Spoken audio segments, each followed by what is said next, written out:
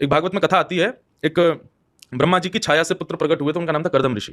उन्होंने 1000 साल तक तपस्या की। आप विश्वास नहीं करेंगे, 1000 साल 1000 ईयर्स तपस्या करने के बाद जब ठाकुर जी प्रकट हुए, नारायण प्रकट हो गए और बोले वरदान मांगो, क्या चाहिए? 1000 साल तुमने तपस्या की है, 100-200 साल में तो समझ में आता है कि भाई कोई ब्रह्मा की पदवी मांगता है, कोई शिव पदवी, कोई कुछ भी मांगे, 1000 साल क्या चाहिए?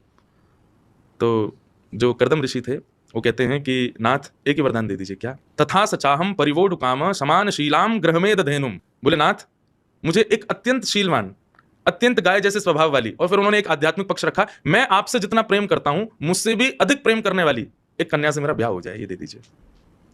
ठाकुर जी पहले तो शॉक्ड थे, बोले 1000 साल तुमने इसके लिए निकाले? बोले जी प्रभु। बोले 1000 साल में तुम क्या मांग रहे हो? कि तुमसे ज्यादा मुझसे प्रेम करने वाली, गाय जैसे स्वभाव वाली और मेरे को समझने वाली और अपने स्वभाव से मुझे रखने वाली एक कन्या से मेरा ब्याह हो जाए। ठाकुर जी इतने प्रसन्न हो गए कि उनके नेत्रों से प्रेम के अश्रु गिरे, वो बिंदु सरोवर बन गया, गुजरात में है।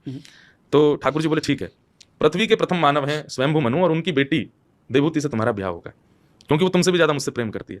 लेकिन तुमने 1000 साल बाद एक ऐसी वस्तु मांगी कि मैं इतना खुश हूं तुमसे कि मैं एक वरदान में मेरे को संतुष्टि नहीं हूं, मैं एक अपनी तरफ से और देना चाहता हूं।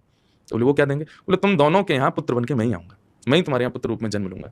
क्योंकि एक नारी का सम्मान करने वाला और नारी के सम्मान में इतना लंबा तप करने वाला पहला व्यक्ति मिला मुझे, और ये तब की बात है जब पृथ्वी बनी थी, तब कर्दम ऋषि ने तपस्या की।